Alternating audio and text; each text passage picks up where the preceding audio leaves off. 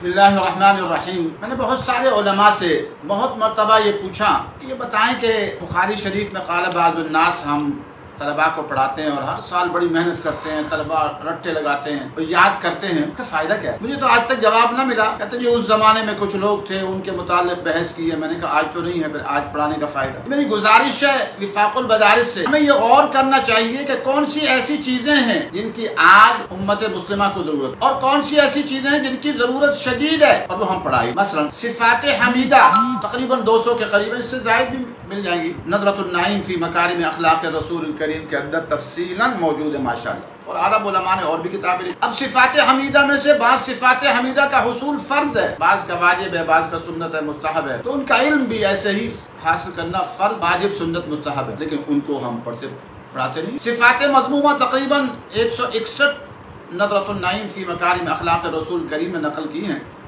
और इससे भी ज़ायद कई किताबों ने नकल की। इस पर इहयाउल उलूम भी है, मुकाशफतुल क़ुलूब भी है, मौसूअत फ़िक़्हुल क़ुलूब आजकल के दौर में बड़ी प्यारी किताब आई है। लेकिन हम सिफ़ात हमीदा और सिफ़ात मज़मूमा को नहीं पढ़ाते। हम क़ाल बाज़ुन्नास तो पढ़ाते, लेकिन आज के बाज़ुन्नास और आज के फ़िरक़े बातिला ज़ायग़ा उनको पढ़ाते ही नहीं। अब शियों पर इमाम इब्न तैमिया की बड़ी अच्छी किताब है मिनहाजुस सुन्ना के नाम से, उसी को पढ़ा दे। पूरी नहीं तो जुज़वी तौर पर पढ़ा दे ताकि तलबा को मालूम तो हो कि शिया कैसे दजलो फरेब से काम लेता है। हमारे तकरीबन 1 लाख उलमा में शायद एक आध आलिम होगा जो शियों को जवाब दे। उसकी वजह यह कि तैयारी नहीं, इल्म है तैयारी नहीं। जबकि शिया उनके बच्चे आज सोशल मीडिया पर आए हुए, उनके बच्चे हैं, उनकी औरतें हैं, उनके मर्द हैं, उनके अवाम हैं, उनके मौलवी जाकिर सारे आए हुए हैं, जबकि हमारा उलमा इस मौजू पर आते ही नहीं। और एक गुजारिश यह है कि जो बड़े मदारिस हैं जिनको अल्लाह ने बड़े वसाइल दिए हैं, नूरी टाउन है, दारुल उलूम कराची है, जामिअतुर रशीद है, उनसे गुजारिश है कि आप फ़िरक़े बातिला के उन्वान से कुछ उलमा की जिम्मेदारी लगाएं कि वो फ़िरक़े बातिला पर सिर्फ उन पर उनकी गलत बातों पर रद्द करें। उनमें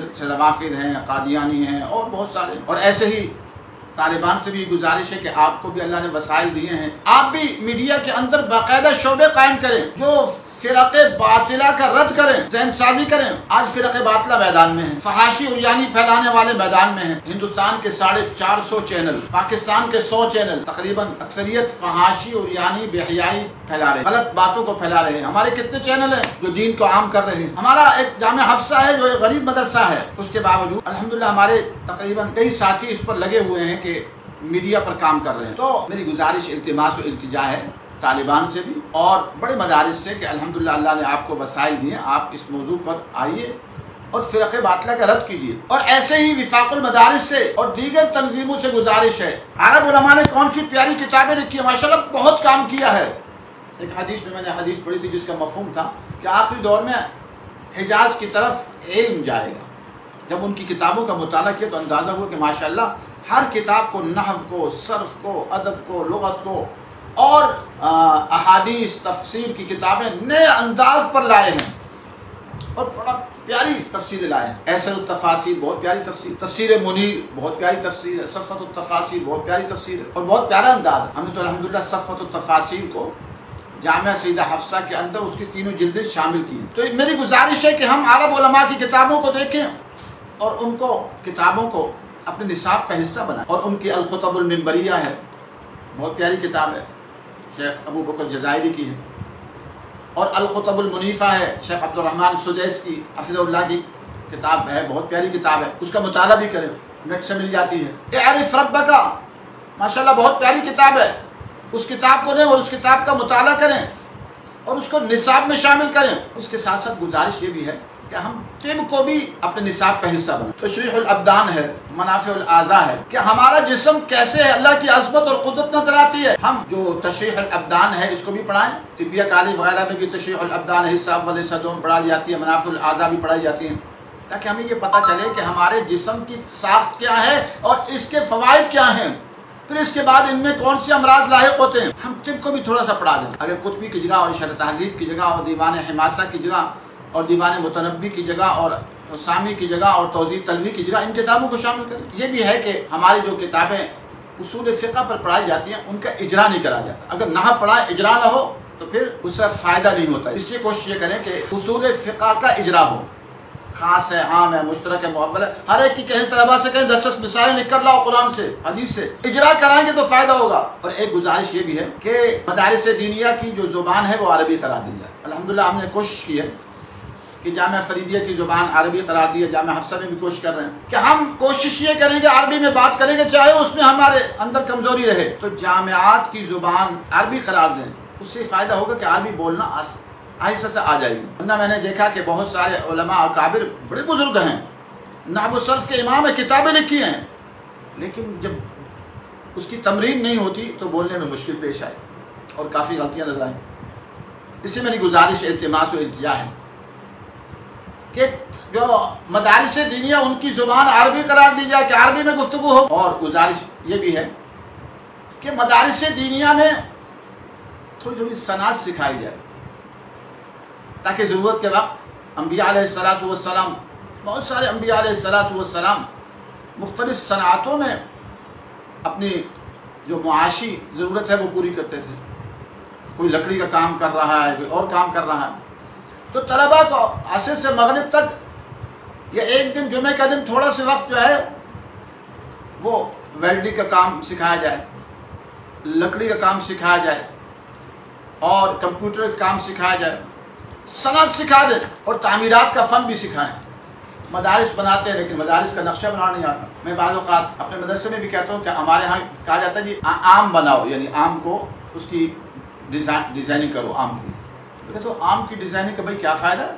آم تو ہم بنا ہی نہیں سکتے، کیلا بنا ہی نہیں سکتے، انار بنا ہی نہیں سکتے، وہ چیز بناؤ جو ہم بنا سکتے ہیں۔ تعمیرات آپ بچوں کو کہیں کہ آپ ایک چھوٹا سا گھر کا نقشہ بنا کر دکھاؤ، ایک مسجد کا نقشہ بنا کر دکھاؤ، ایک مدرسے کا نقشہ بنا کر دکھاؤ، اور اس کی بہت بنیادی چیزیں ہوتی ہیں، بعض اوقات پتہ نہیں ہوتی اور اس سے بڑے نقصان ہوتے ہیں۔ اب ہمارے طلباء اور طالبات کو یہ پتہ نہیں ہوتا کہ کھانا پکانے کے کیا طریقے ہیں، انہیں کھانا پکانے کا طریقہ سکھائیں۔ اکثر بچے اور بچیاں کھانا پکانے کا طریقہ نہیں ہوتا، ادارے کے بڑے بن جاتے ہیں اور اس میں کھانے پتہ نہیں ہوتا۔ اس کے ساتھ یہ بھی گزارش ہے کہ آج کل چائے کی عادت بن گئی، بہت نقصان ہو رہا ہے، اکثر یرقان ہو رہا ہے۔ یرقان کی بڑی وجہ کیا ہے؟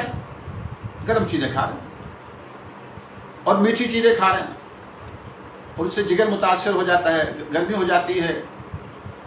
اور پھر یہ بھی ضروری ہے کہ ہم طب کو اس لیے پڑھیں کہ انگریزی میں صرف علاج اس مرض کا ہوتا ہے، اسباب کا نہیں کرتے، عام طور پر کم کرتے ہیں توجہ، جبکہ طب کے اندر اصلی علاج شروع ہوتا ہے کہ کیا ایسا کہیں گرم چیزیں تو نہیں کھا رہے، ٹھنڈی چیزیں تو نہیں کھا رہے، مسر چیزیں، قابل چیزیں، خشک چیزیں، تر چیزیں تو نہیں کھا رہے۔ تو طب جو ہے مدارس دینیہ میں القانون فی الطب کے کچھ حصے پڑھانے چاہیے۔ شیخ ابو علی سینا، آج کل نام بھی اس کا ابو علی سینا کہتے ہیں، غلط، شیخ ابو علی سینا رحمہ اللہ بہت بڑے بزرگ تھے، ان کی کتاب ہے، اس کو پڑھایا جانا چاہیے۔ اور آج کل جو طبیہ کالج میں تشریح الابدان، منافع الاعضاء وغیرہ ہیں وہ پڑھانی چاہیے، اور بچیوں کو امراض نسواں پڑھانی چاہیے۔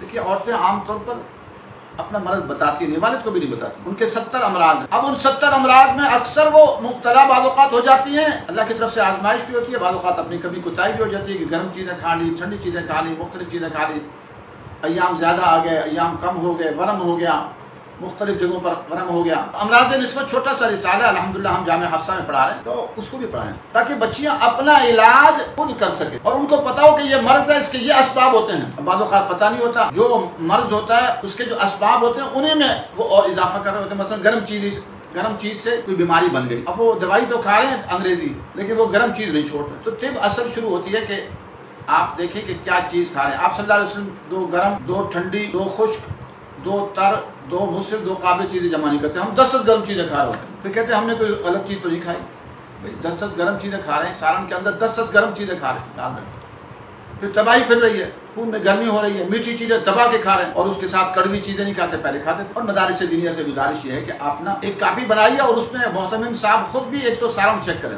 کیا پکا، اور اس میں سبزی کا اہتمام زیادہ ہو، اور کبھی کبھی اللہ تعالیٰ توفیق دے ان کو زردہ بنا کر دے۔ الحمدللہ ہم بھی کوشش کرتے ہیں، اللہ تعالیٰ توفیق دیتا ہے، زردہ بنا دیا، کبھی گنجائش ہو انہیں قیمہ کھلا دیا، جیسے اپنے گھر کی فکر کرتے ہیں۔ اللہ اور اس کے رسول کے مہمان آپ کے پاس آئے ہوئے مدارس کے، ان کو بھی فکر کریں، ان کو کبھی قیمہ کھلا دیں۔ چند دن پہلے ہمارے پاس 2 دن ہوئے کہ جو ہمارے مقام کے نگران ہیں مطبخ کے، وہ آئے کہنے لگے جی کیا پکائیں؟ میں نے کہا جی آپ کیا رہا ہے؟ انہوں نے کہا دال مونگی۔ میں نے کہا وہ تو کل بھی کھلائی۔ دال ماش کتنے کی؟ انہوں نے کہا جی وہ تھوڑی سی مہنگی۔ میں نے کہا کوئی فرق نہیں، دال ماش کھلا دو، تھوڑا تبدیل کرنا چاہیے۔ میں تو کہتا ہوں ہمیں جو روٹی ہے، اس روٹی کے اندر بھی थोड़ा सा जौ मिलाना चाहिए, बाजरा मिलाना चाहिए और जवार मिलाना चाहिए और ऐसे ही बेसन मिलाना चाहिए। और कभी कभी हम सबको चाहिए कि चावल की रोटी खाएं। चावल की रोटी भी अच्छी होती है, उसका अपना जायका होता है। चावल का आटा बन जाता है और उसको नरम नरम, उसको गूंदना नहीं पड़ता, आटे को नरम नरम ऐसे जैसे बेसन होता है ना उसकी तरह किया और तवे पर डालो तो बड़ी प्यारी सी रोटी बन जाती है, जल्दी से नरम सी होती है।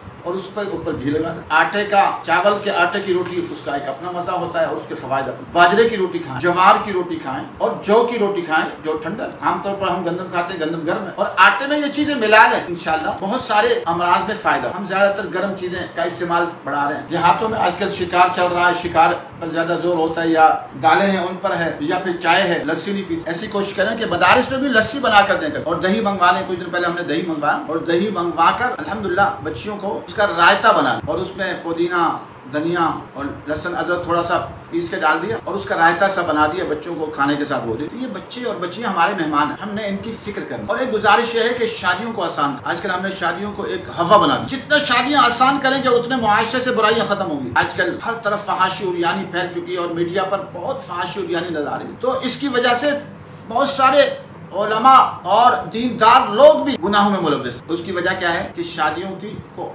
मुश्किल कर दिया। तो शादियों को आसान, और मर्द पहले कोशिश ये करें कि बड़ी उम्र की औरतों से शादी, उनका दिल खुश करें, और औरतें ये कोशिश करें कि वो अपने शौहरों को इजाजत दें कि वो गुनाहों से बचें और दूसरी शादी कर लें। और हाँ, आप उनसे ये कह सकते हैं कि चलो बड़ी उम्र की औरतों से कर लें ताकि आपकी अहमियत अपनी जगह बरकरार रहे, लेकिन उनको इजाजत दे ताकि वो गुनाहों में मुलव्विस न हो। अच्छे अच्छे बड़े बड़े लोग आज शिकायतें आ रही हैं कि वो मर्द नेक लोग हैं ज़ाहिरी एतबार से, लेकिन गुनाहों में मुलव्विस होते चले जा रहे हैं। क्योंकि मोबाइल आम आ गए और मोबाइल खतरनाक चीज है, टिच मोबाइल की, इसमें गंदी चीज आ जाए तो आग लगा देती है, फिर इंसान को गुनाहों से बचना मुश्किल हो जाता है। सहाबा कराम के दौर में शादियां आसान थी। एक सहाबी ने दूसरे सहाबी से कहा कि फला घर में चलो, मेरी तरफ से पैगाम निकाह दे दो, आप पैगाम देना, मैं बाहर इंतजार करता हूँ। दरख्त के नीचे बैठ गए, वो नौजवान साहब ही अंदर चले गए। उन्होंने कहा जी फला की तरफ से पैगाम निकाला। उन्होंने कहा कि उनसे तो हम नहीं करते, अगर आप करना चाहो तो आपसे कर सकते हैं। उन्होंने कहा चलो मुझसे ही कर दो। तो नौजवान से अंदर निकाह हो गया।